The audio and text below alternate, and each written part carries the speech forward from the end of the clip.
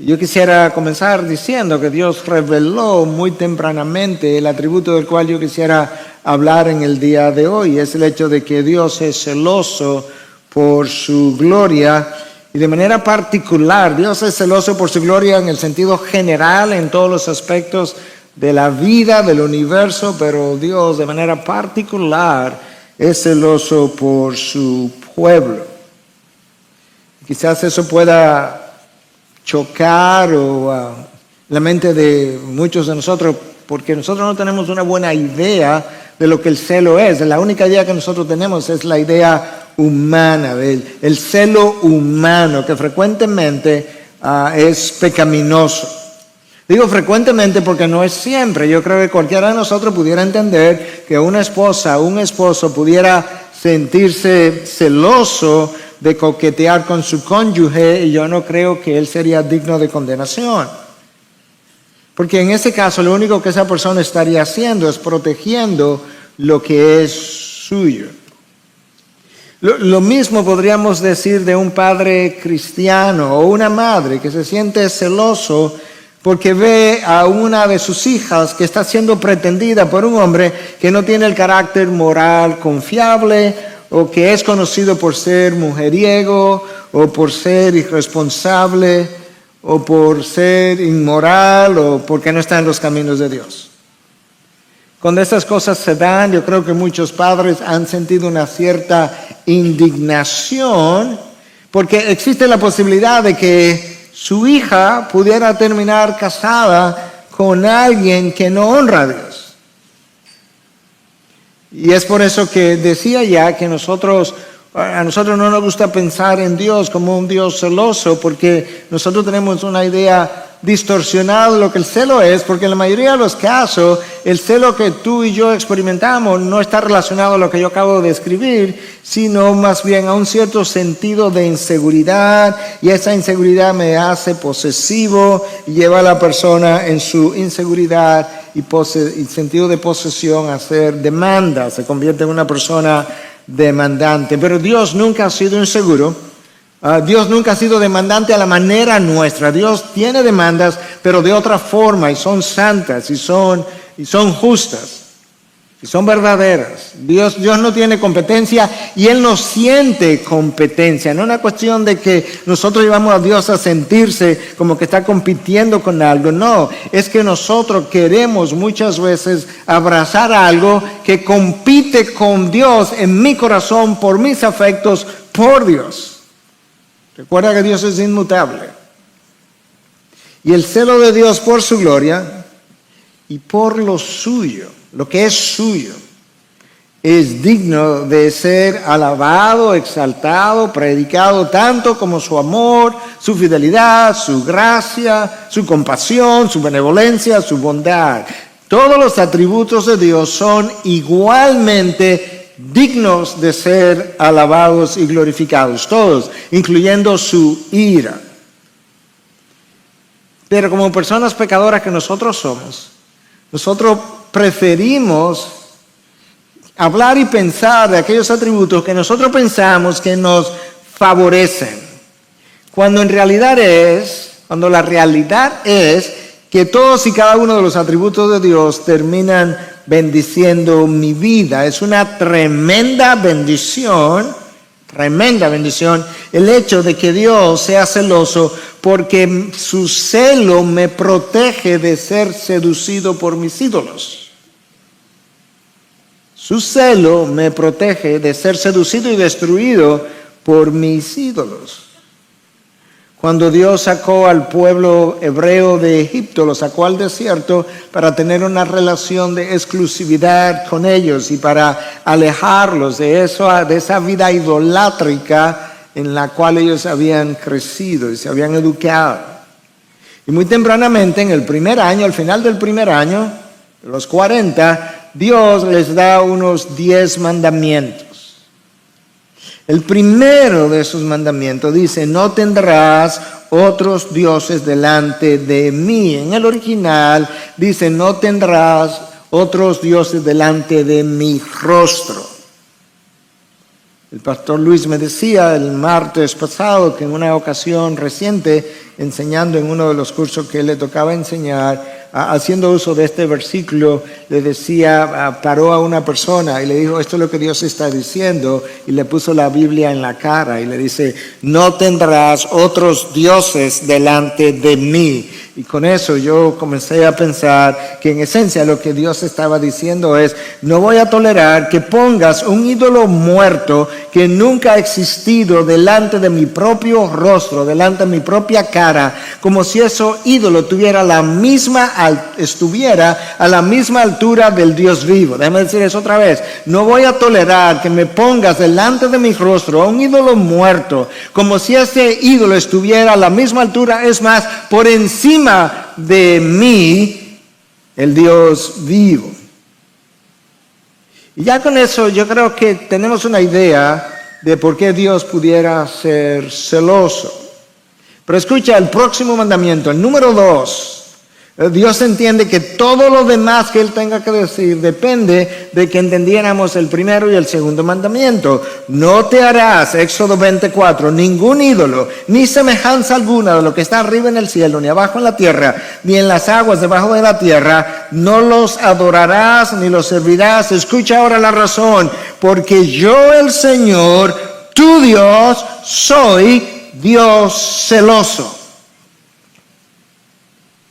En el contexto de dioses ajenos y de que Él es celoso, Él dice, yo soy el Dios que castiga la iniquidad de los padres hasta la tercera y cuarta generación, y que guardo al mismo tiempo misericordia a millares de aquellos que me aman y guardan mis mandamientos. El castigo de la iniquidad de los padres por generaciones está dado en el contexto de que Dios es celoso y de lo que es la idolatría. Y por eso yo he titulado el texto de hoy, el Dios celoso por su pueblo. Dios es celoso primariamente por su gloria, pero déjame decirte algo. La razón por la que yo he querido usar este título, el Dios celoso por su pueblo, número 1, porque es verdad, y número 2, porque si la teología que yo aprendo no me ayuda a ver cómo eso aterriza en mi vida, la teología que yo aprendo no me ayuda a ver cómo eso aterriza en mi vida, la teología que yo aprendo no me ayuda a ver cómo eso aterriza en mi vida de tal forma que yo pueda vivir para su gloria, entonces yo no sé para qué la voy a aprender. Y yo creo que eso nos ayuda a ver de tal forma que yo pueda vivir para su gloria, entonces yo no sé para qué la voy a aprender. Y yo creo que eso nos ayuda a ver de tal forma que yo pueda vivir para su gloria, entonces yo no sé para qué la voy a aprender. Y yo creo que eso nos ayuda a ver la razón por la que en mi día a día yo debo entender que Dios es celoso. La razón por la que en mi día a día yo debo entender que Dios es celoso. La razón por la que en mi día a día yo debo entender que Dios es celoso por su pueblo, porque es celoso por su gloria. Y eso es como mejor lo pudiéramos decir. Y con eso te quiero invitar a que leas por su pueblo, porque es celoso por su gloria. Y eso es como mejor lo pudiéramos decir. Y con eso te quiero invitar a que leas por su pueblo, porque es celoso por su gloria. Y eso es como mejor lo pudiéramos decir. Y con eso te quiero invitar a que leas conmigo del libro del Éxodo, capítulo 34, del 12 al 16. Cuídate, subraya esta palabra, de no hacer pacto con los habitantes de la tierra donde vas. ¿Por qué?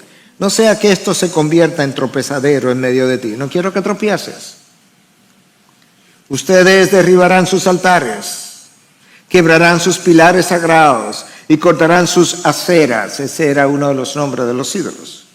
No adorarás a ningún otro Dios, ya que el Señor, escucha, cuyo nombre es celoso, es Dios celoso.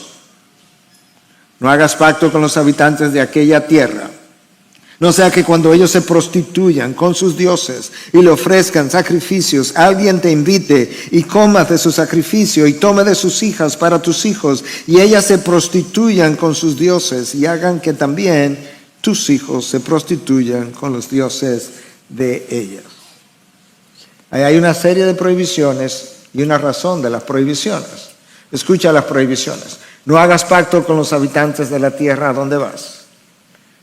Escucha otra orden en vista de lo anterior. Derriba sus altares y corta todas sus aceras.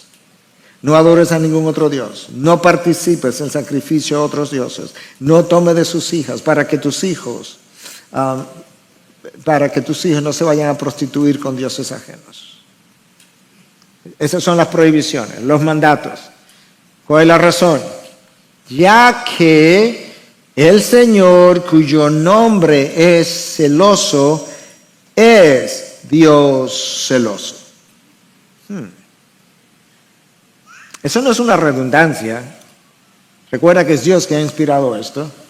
Él está tratando de comunicar dos aspectos distintos cuando usa la palabra de esta manera. Pero antes de comenzar a desglosar eso, déjame decirte que yo voy a hacerle al texto, a los textos leídos, leímos más de uno, 4 preguntas, y esas 4 preguntas son mis 4 puntos de enseñanza. Número 1, ¿qué es el celo de Dios? Número 2, ¿cuándo es su celo provocado? ¿Cómo yo lo provoco? Número 3, ¿cómo se manifiesta el celo de Dios?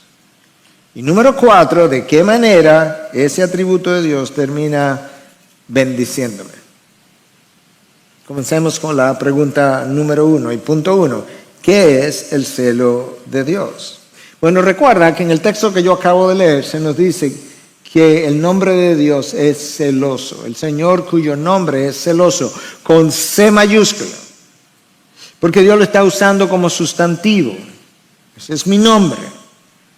En otras palabras, yo te estoy describiendo algo que representa mi esencia, mi naturaleza. No es simplemente que yo me comporto de manera celosa en ocasiones. No. Es que en mi naturaleza yo soy celoso, con C mayúscula. Ese es mi nombre.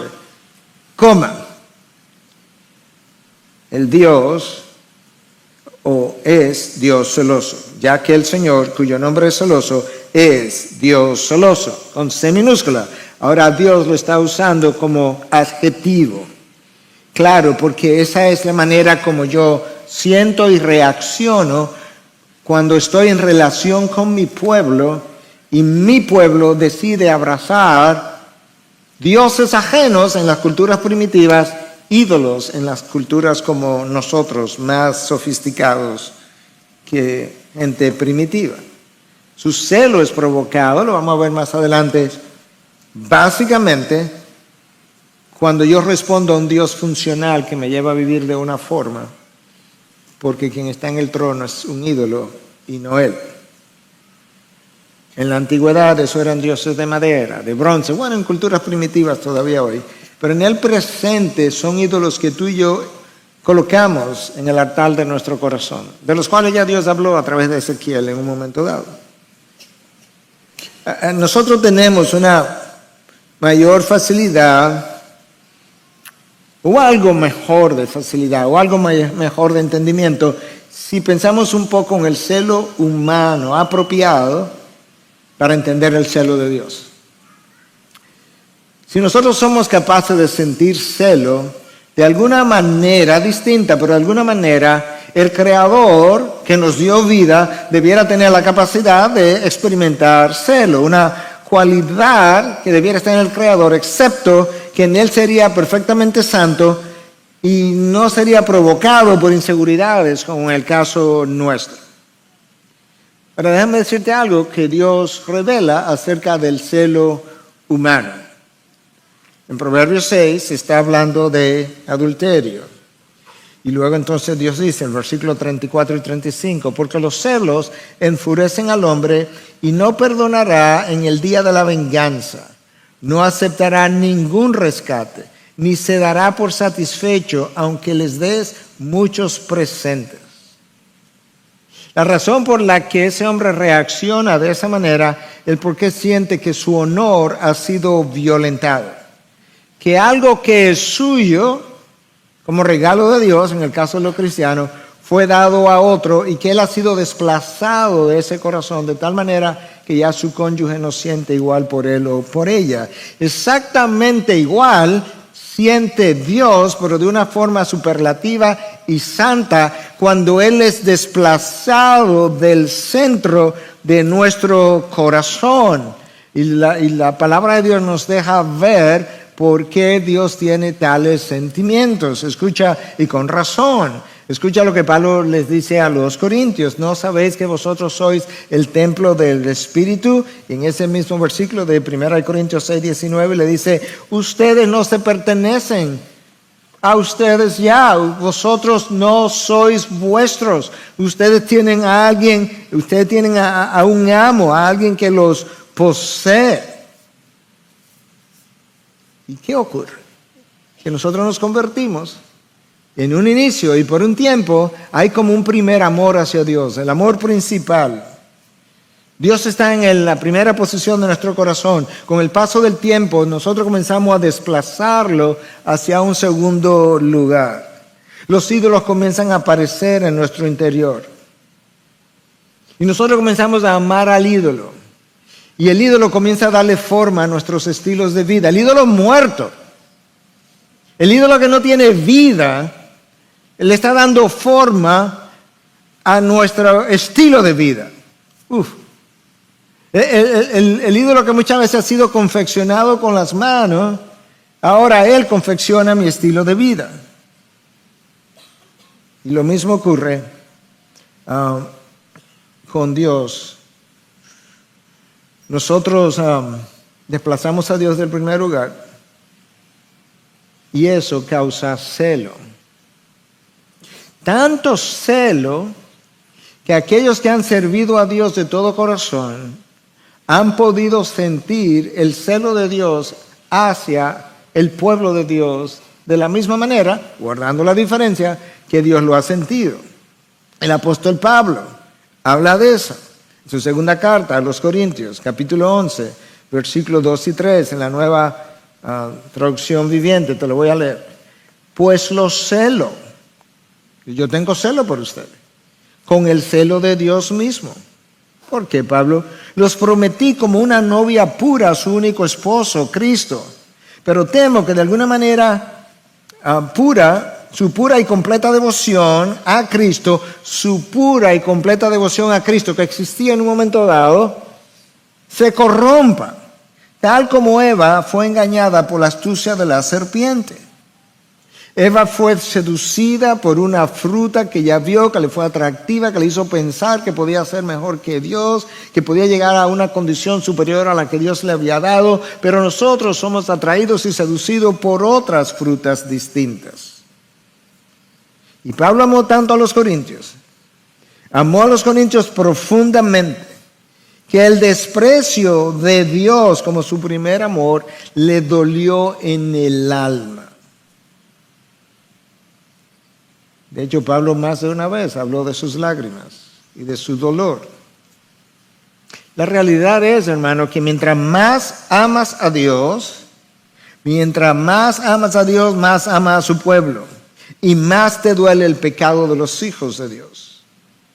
El salmista lo expresó de esta manera, de una manera muy gráfica. Ríos de lágrimas vierten mis ojos. ¿Por qué? Porque está en dificultad, porque está en el desierto, porque Dios se ha apartado de ti. No. Ríos de lágrimas vierten mis ojos porque ellos no guardan tu ley. Porque ellos han transgredido tu ley. Porque ellos no están honrando quien tú eres, el Dios que los redimió. Y ese Dios que es celoso hace que sus mensajeros se vuelvan celosos al cuidar sus ovejas. Porque la única manera que realmente tú puedes cuidar al rebaño de Dios de la mejor manera posible y con mejor fervor posible es si el rebaño de Dios te duele en la misma dirección. No voy a decir la misma manera, obviamente, porque no somos Dios, pero en la misma dirección como le duele a Dios. Y cuando a Dios le duele algo, tú sientes lo que a Dios le duele. Es parecido como ilustración. Cuando una familia, tus mejores amigos, una pareja con hijos, te dice, mira, fulano y fulana, nosotros nos vamos por una semana, por dos, ustedes pudieran cuidar mis hijos. Tú le dices, sí, cómo no. Durante ese tiempo que tú cuidas de ellos, resulta que si alguien atenta contra su vida de alguna manera o trata de seducirlos en una dirección que tú consideras apropiado, tú sientes un celo de protección y no son tus hijos. Sí, pero están bajo mi cuidado.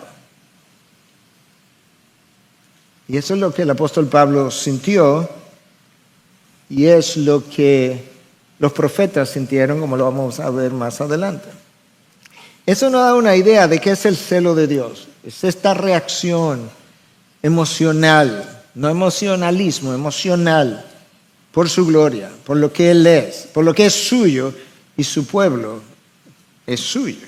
Él lo compró. La segunda pregunta, entonces, en la medida que vayamos viendo las respuestas a cada pregunta contribuye a entender la anterior de una mejor forma. La segunda pregunta es, ¿cuándo es provocado el celo de Dios? Bueno, de manera similar a cómo es provocado el celo humano sano, cuando aparece un amante en nuestras vidas. El celo de Dios es provocado cuando aparece un amante en nuestras vidas. Dios llama a ese amante ídolo. Pero, aunque en el español no aparece tanto en las Biblias, Dios le llama amante también. En inglés no es infrecuente que tú encuentres que Dios le llama a esos ídolos lovers, your lovers, que es traducido tus amantes. Y Dios reacciona a la tenencia de dioses paganos o de ídolos, porque con esa tenencia de ídolos, nosotros no honramos al Dios creador que me dio la vida. No honramos al Dios redentor de nuestras vidas, como la persona que me sacó del camino de perdición y de condenación. Y cuando yo no lo honro como el Dios creador y como el Dios redentor, no le estamos dando la gloria que es de Él, como cantamos. Tampoco le damos las gracias de manera suprema por todo lo que Él ha provisto para mí antes y después de ser su hijo. Pero de manera especial, cuando yo abrazo un ídolo, yo no le estoy dando gracias a Dios de manera particular por la sangre que fue derramada por mí en la cruz, por los pecados que ahora estoy cometiendo con ese ídolo. Y Dios reacciona con celo, porque el ídolo que tú amas es el mismo ídolo que te destruye. Primero destruye tu relación con Dios y en el proceso te destruye a ti. Pero resulta que si el ídolo te destruye a ti, destruye a alguien por quien Dios dio su vida, por quien Cristo derramó sangre, y Dios no lo va a permitir. Y nosotros, conociendo incluso eso, muchas veces terminamos desobedeciendo a Dios para complacer al ídolo de mis emociones, o a la persona, o a la cosa a quien le doy mis emociones. Pero es peor que eso. Cuando nosotros hacemos eso, aunque no lo digamos de esta manera, le estamos diciendo a Dios, ¿sabes qué? La sangre de tu hijo no es tan valiosa como para yo abandonar mis ídolos y no satisfacer mis emociones. En dominicano dirían, ni tanto huele la flor. O sea, esta sangre no tiene ese valor para que yo tenga que dejar todo esto y seguir de manera exclusiva contigo. Prefiero mi desobediencia. Y ahí provocamos el celo de Dios. Tú puedes ver cómo provocamos el celo de Dios. Eso lo vamos a seguir viendo todavía. Como decía, cada vez que respondamos una pregunta me queda más clara la anterior. Tercera pregunta. ¿Cómo se manifiesta el celo de Dios? Y cuando hablemos de cómo se manifiesta, vamos a entender mejor lo que es el celo del cual ya hablamos y vamos a entender mejor qué lo provoca. Muchos confunden el celo de Dios con la ira de Dios y esas dos cosas se parecen, pero no son la misma cosa. La ira de Dios guarda relación con lo que Dios siente y cómo Dios reacciona con relación a todo pecado. La ira de Dios se manifiesta desde el cielo todos los días contra aquellos que suprimen su verdad. Pero el celo de Dios es otra cosa. Déjame decirte lo que A.W. Pink dice acerca de la ira de Dios. La ira de Dios es la santidad de Dios provocada a entrar en acción en contra del pecado. Pink dice esto: la ira de Dios, de la cual vamos a hablar la próxima semana, pero no deje de venir porque vamos a hablar de la ira de Dios. ¿Okay? Porque ese atributo necesita tanta alabanza y gloria como su amor y su bondad y su misericordia. Pero Pink dice: la ira de Dios es la santidad de Dios provocada a entrar en acción en contra del pecado, el que sea. Yo diría que el celo de Dios entonces es la misma santidad de Dios provocada a entrar en acción específicamente en relación a la tenencia de ídolos o de dioses ajenos. Ídolos que fabricamos en nuestras mentes y en nuestros corazones. De forma tal que el celo de Dios es una reacción emocional, pero no un emocionalismo de parte de Dios, que adquiere un carácter de ira cuando nosotros lo desplazamos del primer lugar por otro amante o ídolo que nos lleva a desobedecer. Y yo estoy usando la palabra amante porque en el Antiguo Testamento Dios llamó a Israel adúltera. La acusó más de una vez de adulterio, hasta el punto que en Jeremías 3:8 el texto nos dice que Dios le dio carta de divorcio porque se cansó de ella. Cansar a Dios no es poca cosa. El pueblo de Israel agotó la paciencia de Dios como esposo hasta llevarlo a darle carta de divorcio. En el hebreo, la palabra para celo, la transliteración se pronunciaría algo así como cana, que es aplicado solo a Dios y que implica fervor, pasión. Dios defiende su carácter, su nombre con pasión,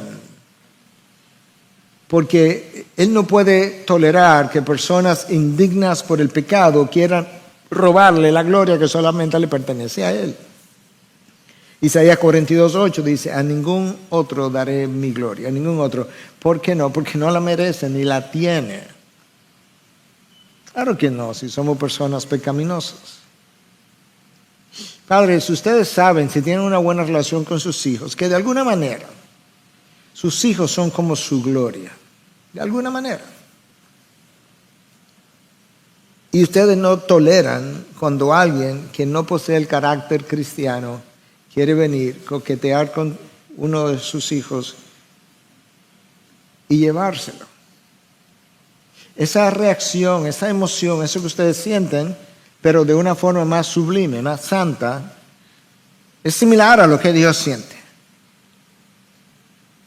En el griego, si vamos al Nuevo Testamento ahora, la palabra celoso, que aparece en algunos pasajes, se deriva de una palabra griega muy parecida, zelos, con una raíz también parecida, ze, que significa literalmente, escucha, lo suficientemente caliente como para hervir o ponerse rojo.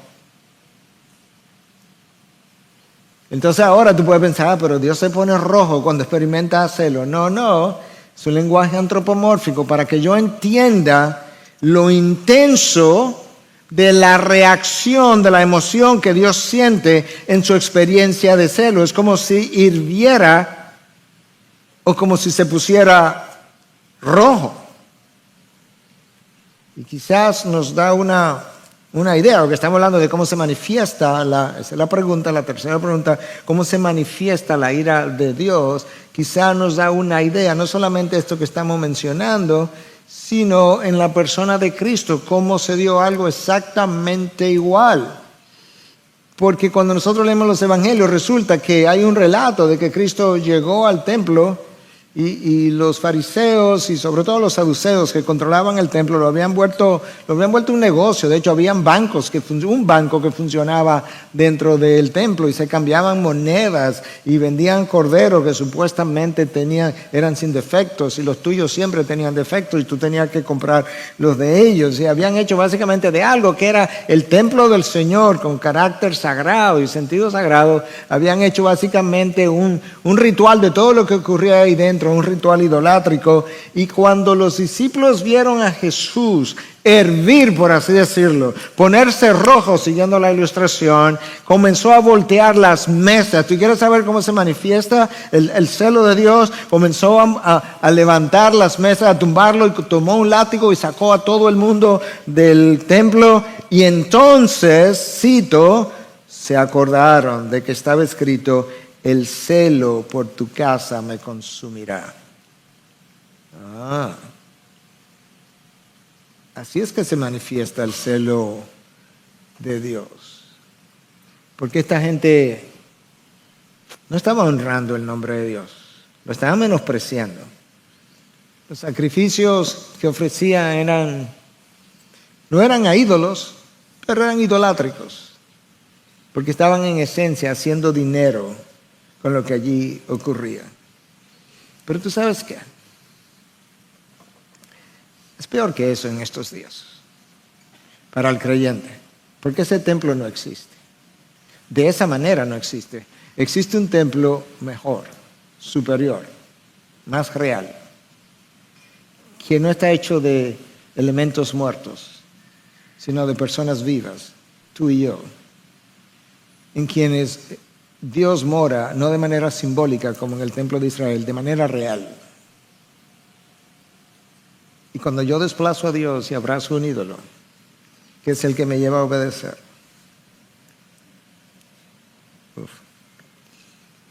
yo estoy provocando a Dios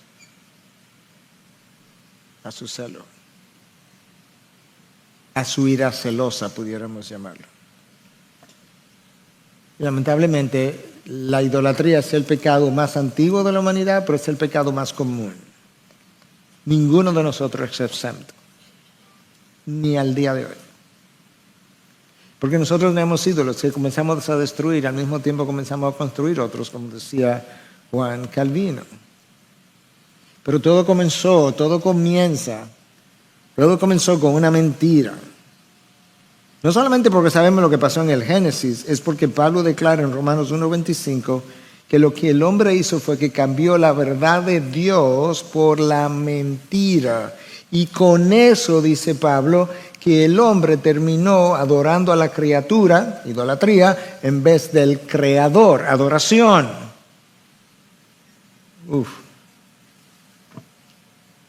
Ahí comenzó todo. ¿Sabes qué, hermano? Detrás de cada ídolo que tú y yo tenemos, hay una mentira. La mentira le da origen al ídolo. Cambiaron la verdad de Dios por la mentira y adoraron la criatura. No hay ídolo sin mentira. La mentira es la semilla del ídolo. La mentira que creo. La mentira que me lleva a pensar que puedo satisfacer mis propios deseos independientemente de que Dios sea deshonrado. Los ídolos están muertos, ellos no salen a buscarnos. Nosotros salimos a buscarlos a ellos. Y nosotros salimos a buscarlos cuando yo tengo una necesidad que yo entiendo que debe ser llena y a lo mejor es legítima. El problema es que la mentira que abrazo es que puedo llenarla de forma ilegítima. ¿Te das cuenta que detrás de cada ídolo hay una mentira? Y cuando yo hago eso, yo estoy desafiando la autoridad de Dios. ¿Y sabes qué? Lo sabemos. Pero preferimos satisfacer al ídolo del yo antes que al Dios verdadero. De manera que eso nos da una idea de lo que es el celo del Señor. Primera pregunta. ¿De qué provoca a Dios a celo? Segunda pregunta. ¿Y cómo se manifiesta el celo de Dios? Me queda una cuarta pregunta que responder. ¿Cómo es que el celo del Señor termina bendiciéndome? Bueno, el celo de Dios es primariamente por su gloria, por su honor, por su nombre. Pero lo es también por su pueblo. ¿Notaste cómo es? Por su gloria, por su honor, por su nombre, por su pueblo. Su, todo lo que es suyo. Wayne Grudem, en su libro de Teología Sistemática, nos ayuda a entender el celo de Dios diciendo que decir que Dios es celoso implica que Dios siempre procurará proteger su propio honor. Sí, pero yo soy parte de su honor. Él dio a su Hijo por mí. Él me llama parte de su familia. Él me regeneró. Él vive en mí, en medio de, a través de la persona del Espíritu Santo. Y en cuanto a ese pueblo, entonces, Dios estableció una relación de exclusividad y de fidelidad hasta tal punto que dio a su Hijo por los suyos. Dios no dio a su Hijo por los incrédulos en general. Dios dio a su Hijo por los incrédulos que habían sido llamados desde toda la eternidad y lo entregó en una cruz, lo hizo derramar sangre y nos compró. Y con esos que Él compró, Él estableció una relación de exclusividad y de fidelidad. Escucha cómo el profeta Isaías habla de esto tan especial que Dios ha hecho por su pueblo. En el capítulo 43, versículo 3 al 5, escucha, trata de prestar atención, que Dios te permita aquilatar, saborear lo especial de este lenguaje. Escucha, porque yo soy el Señor tu Dios, el Santo de Israel, tu Salvador. Escucha ahora, he dado a Egipto por tu rescate, a Cus y a Seba en lugar tuyo. ¿Cómo es? Yo he dado pueblos por ti, y ahora lo vamos a ver más claramente. Porque Dios, versículo 4, ya que eres precioso a mis ojos. ¿Tú quieres saber por qué lo hice? Porque eres precioso a mis ojos, digno de honra. Escucha ahora, y yo te amo. ¿Y qué significa eso? Escucha, entregaré a otros hombres en lugar tuyo y a otros pueblos por tu vida. No temas, porque yo estoy contigo. ¿Tú notaste el lenguaje? Yo entregué a Egipto, a Cus, a Seba. Cus y Seba son la parte más extrema del sur de Egipto. Yo los entregué a todos ellos en rescate tuyo. ¿No lo recuerdan? Cuando Dios abrió el mar y los judíos pasaron, los hebreos pasaron, y luego cerró el mar. Cuando lo abrió, salvó a los hebreos, a los judíos, y cuando lo cerró, ahogó a los egipcios. Yo he entregado hombres por ti para tu rescate. Y lo hizo también con los pueblos de la tierra prometida. Los desplacé para entregarte a la tierra prometida. Y eso, si eso te parece como cruel e injusto, no, Él no solamente hizo eso. Él tomó a su Hijo y lo entregó en la cruz al Dios, a la segunda persona de la Trinidad, a su propio Hijo, y lo entregó en rescate por ti, para establecer una relación exclusiva contigo y de fidelidad. Y de esa misma manera Dios espera entonces que si es así de arriba hacia abajo, que sea así de abajo hacia arriba, que tú y yo tengamos una relación de exclusividad y de fidelidad, porque Él ya la comenzó primero.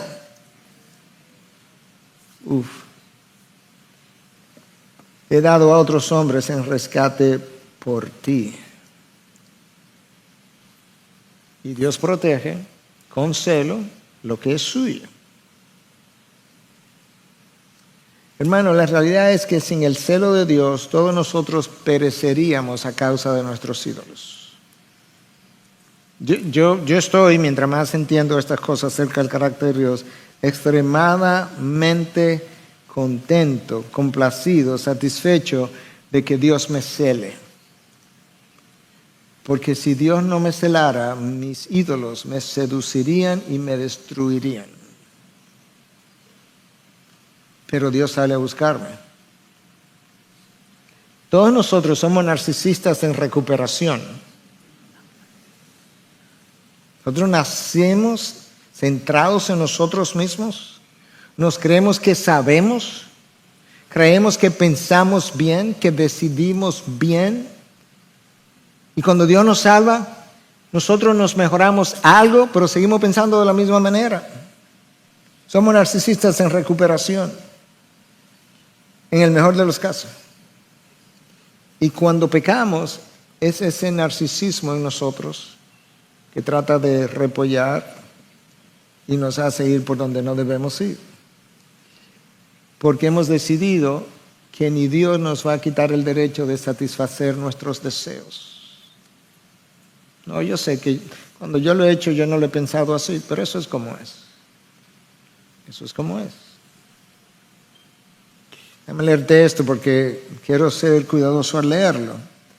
Cuando Dios nos ve entregando el corazón a dioses ajenos o a ídolos, que es nuestra tendencia natural, tu inclinación y la mía natural, y la de todo el ser humano, es entregar el corazón a ídolos. Cuando Él nos ve eso, haciendo eso, su celo es provocado. Y Él sale, de aquí que su celo me bendice, y Él sale a rescatarnos de nuestra infidelidad, de la misma manera que Oseas salió a rescatar a Gomer cuando ya sus amantes no la querían. Dios es tan increíblemente bondadoso que, por si acaso no lo entendíamos, nos dio una parábola viviente con Oseas y Gomer. Y Él fue a rescatarla de su infidelidad.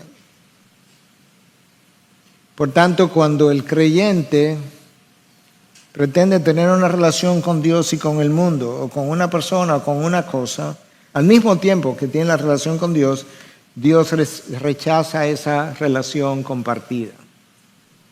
Porque Dios es celoso, exclusivo y fiel.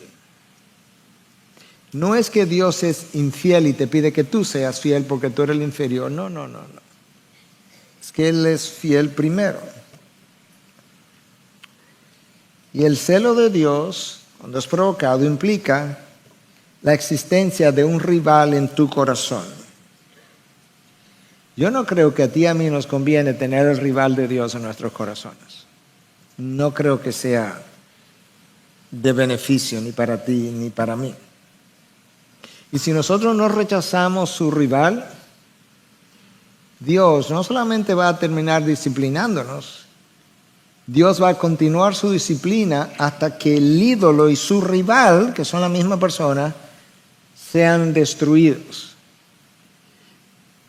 Pero resulta que la lucha es entre Dios y su rival, el ídolo. Pero el campo de batalla soy yo. Y yo no creo que tú vas a salir ileso de un conflicto entre Dios y un ídolo. ¿Y por qué Dios quiere destruir mis ídolos? Dios lo quiere destruir antes de que mis ídolos me destruyan a mí. El celo de Dios me protege. Dios va a mover el cielo y la tierra hasta que ese rival que a Él lo deshonra y que a mí me destruye sea destruido. Si eso requiere enviarme al exilio, como a Israel que fue a Babilonia, Él lo va a hacer. Pero del exilio yo voy a regresar sin el ídolo. Y eso fue exactamente lo que pasó con el pueblo de Israel. Israel adoró dioses ajenos, paganos, todo el tiempo, hasta que se fue al exilio y regresó. Cuando Israel regresó del exilio, jamás adoró un dios ajeno. A la manera como ellos adoraron, figuras de madera y de bronce, dioses que aprendieron de los países de las tribus paganas alrededor. Jamás lo han vuelto a hacer hasta el día de hoy. Tienen ídolos como nosotros, en el corazón, en sus mentes, pero no como lo tuvieron en antaño. El celo de Dios me protege. La única razón, estoy siendo incluso absoluto aquí, la única razón por la que Dios guardó un remanente del pueblo de Israel fue su celo. No era que ellos los merecían, aunque habían unos mejores que otros. Joel 2:18. Entonces el Señor se llenará de celo por su tierra, La tierra que ustedes no la han importado, que la llenaron de ídolos y de idolatría, hicieron incluso altares debajo de cada árbol frondoso. Dice que Él se llenará de celo por su tierra y tendrá piedad de su pueblo. La piedad por el pueblo fue movida por el celo por su pueblo. Joel 2:18. Y el versículo 19 agrega entonces, mira cómo Dios por su celo con ellos lo iba a bendecir. El Señor responderá a su pueblo. Yo les enviaré grano, vino nuevo y aceite, y se saciarán de ello, y nunca más los entregaré al oprobio entre las naciones. El celo de Dios me protege de mi autodestrucción. Para que podamos entender bien lo que es un ídolo, es cualquier cosa o cualquier persona que comienza a capturar la atención de nuestra mente, de nuestro corazón y de nuestras emociones más que Dios mismo, dice Brad Bickney en su libro Gospel Treason o Traición del Evangelio, que está traducido al español. Cualquier cosa, cualquier persona que comienza a capturar la atención de mi mente, de mi corazón, de nuestras emociones más que Dios y que entonces me está llevando a desobedecer, es un ídolo. La palabra clave, que ya ha sido mencionada en canción, la palabra clave para entender el celo de Dios es devoción. Cuando tu devoción y la mía, la devoción a Dios es dada a otra cosa o persona, Dios no sufre cambio, recuerda, Él es inmutable. Pero yo sufro enormes consecuencias. Y Dios sale a rescatarme. Y ese celo de Dios lo comparten los siervos de Dios a quienes Dios encarga para cuidar de su pueblo. Lo vimos en la vida del apóstol Pablo. Míralo ahora en la vida del profeta Elías. Primera de Reyes 19, de 9 al 10. Allí, Elías entró en una cueva y pasó en ella la noche. Y vino a él la palabra del Señor y le dijo, ¿qué haces aquí, Elías? Y él respondió, he tenido mucho celo por el Señor, Dios de los ejércitos. ¿Cómo celo por el Señor? ¿Qué es eso? O sea, no entiendo. Él lo dice ahí mismo, el por qué. Porque, punto y coma, porque los israelitas, esta es la razón de mi celo, los israelitas han abandonado tu pacto, han derribado tus altares y han matado a espada a tus profetas. He quedado yo solo y buscan mi vida para quitármela, porque los israelitas abandonaron tu pacto y eso a mí me duele hasta el alma. Estoy aquí en esta cueva, en el estado en el que estoy. Elías conocía que las advertencias de Dios, desde el Pentateuco en 4:22, Dios le dijo las consecuencias severas que sufrirían si se olvidaban de su pacto, y Elías la estaba viendo venir. Y luego en el versículo 24 de Deuteronomio 4, escucha lo que Dios dice, porque el Señor tu Dios es fuego consumidor, un Dios celoso. Nota la unión de esas dos ideas. Yo soy un fuego consumidor, pero también yo soy un Dios celoso. Esa frase de fuego consumidor asociado con Dios aparece 8 veces desde el Pentateuco hasta el libro de Hebreos. Y pudiera tener diferentes connotaciones, pero yo creo que cuando Dios habla de que Él es un Dios consumidor, es para recordarnos que debido a esa característica que yo tengo, yo pudiera imponer consecuencias severas, como lo hice con mi pueblo, cuando no responden a mi llamado. Y en el contexto que estamos hablando, quizás pudiera corresponder también que como fuego consumidor, Dios va a consumir todo lo que compita con mis afectos por su persona, porque si no lo hace, yo voy a terminar siendo destruido por mis ídolos. Lo impresionante es que el ídolo muerto me mata a mí. Que el ídolo muerto me hace demanda y yo obedezco. Que el ídolo muerto, que a veces el hombre ha formado con sus manos, termina conformando su estilo de vida. Mira cómo Cristo trató de ilustrarlo. Nadie puede servir a dos señores, porque aborrecerá a uno y amará al otro. O sea, tú amas a uno, pero cuando amas a ese, tú aborreces al otro. O apreciará a uno y despreciará al otro. Ustedes no pueden servir a Dios y a las riquezas. O sea, que aquí el ídolo son las riquezas, pero en la vida de mucha gente son otras cosas. Entonces Cristo está diciendo, escúchame, cuando me tienes a mí y tienes un ídolo, si me amas a mí, tú aborreces el ídolo, no lo aprecias. Pero cuando tú amas al ídolo, yo no te estoy diciendo que tú tienes un amor secundario por mí, tú me aborreces. Tú me estás diciendo, la sangre de tu hijo, yo no la valoro, yo no la aprecio. Bueno, él también dice que aprecias a uno y desprecias al otro. Sí, me estás despreciando. Eso es como Cristo lo ilustra. Si el ídolo le roba a Dios el primer lugar, ten por seguro, Dios no lo va a dejar ocupando el primer lugar. Cuando Nabucodonosor quiso atribuirse el primer lugar, esta no es Babilonia la grande, la que yo he fabricado, tú sabes lo que pasó, él no lo dejó ahí. Porque le quiso robar la gloria a Dios, le puso a comer, perdió la cabeza, le puso a comer hierba por 7 años. Cuando Herodes quiso hacer eso en el Nuevo Testamento y se atribuyó la condición de Dios y quiso robar su gloria, ahí mismo cayó muerto y se lo comieron los gusanos.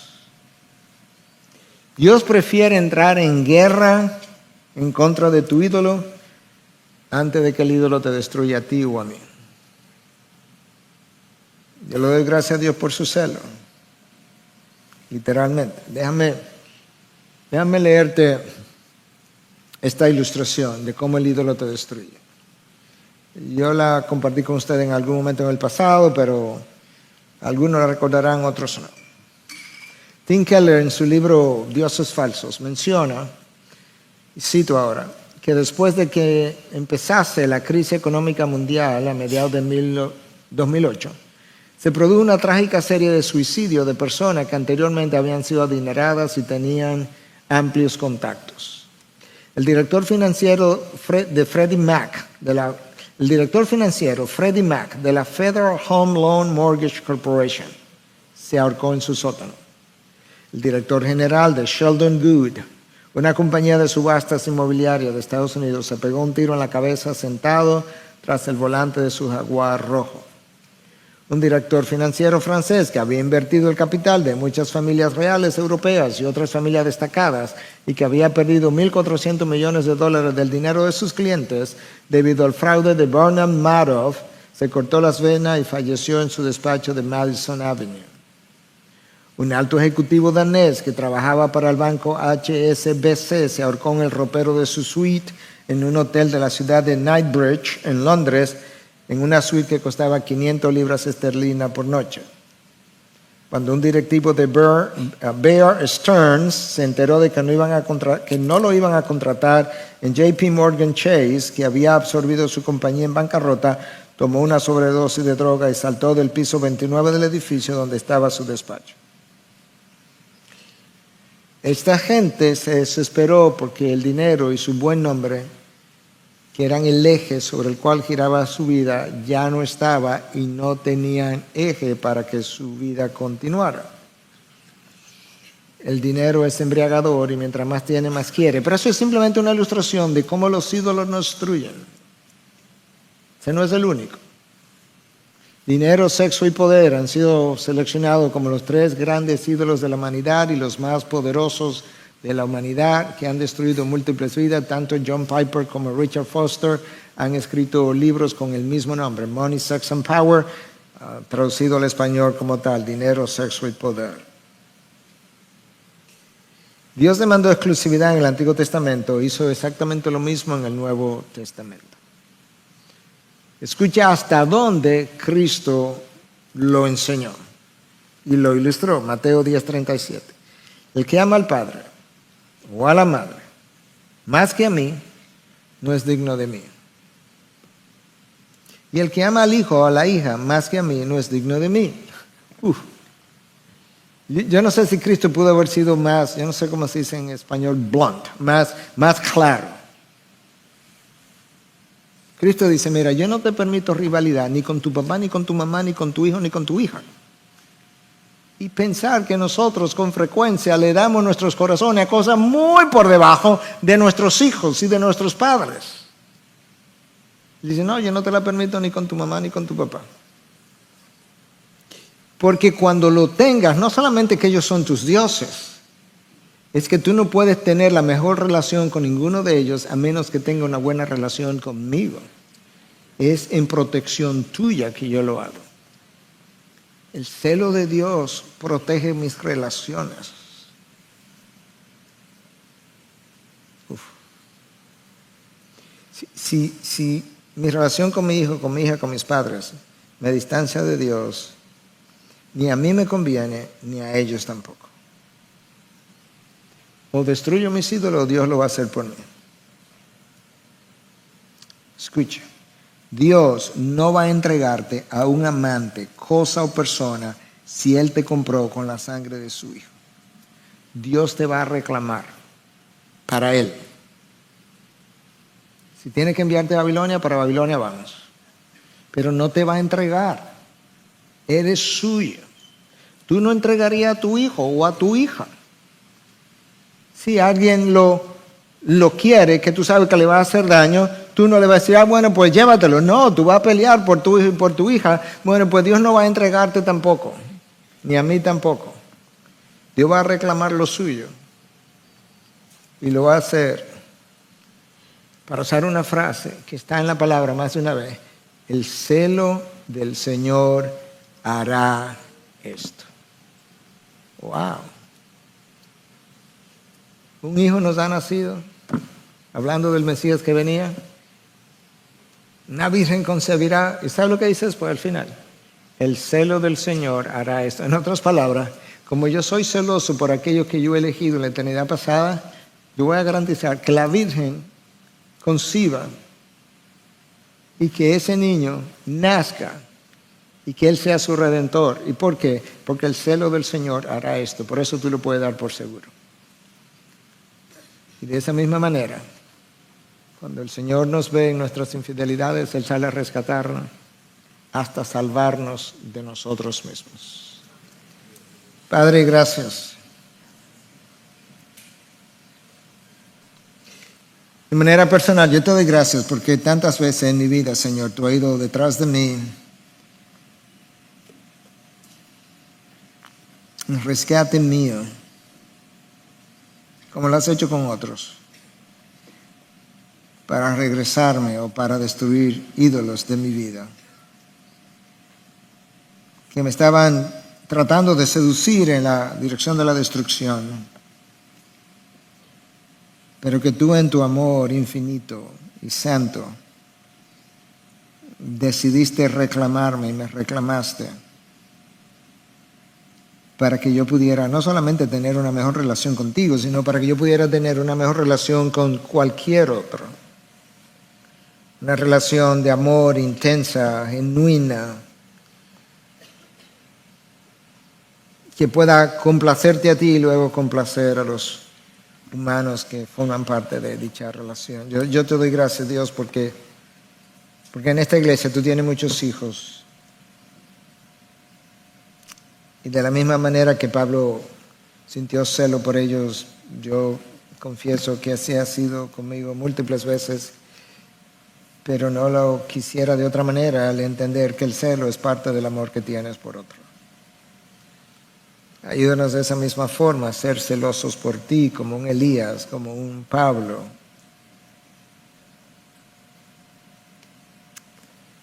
Y Señor, que nosotros podamos verdaderamente poder tener una relación de exclusividad y de fidelidad contigo, de tal forma que mi lealtad y mi devoción sean enteramente tuyos o tuyas.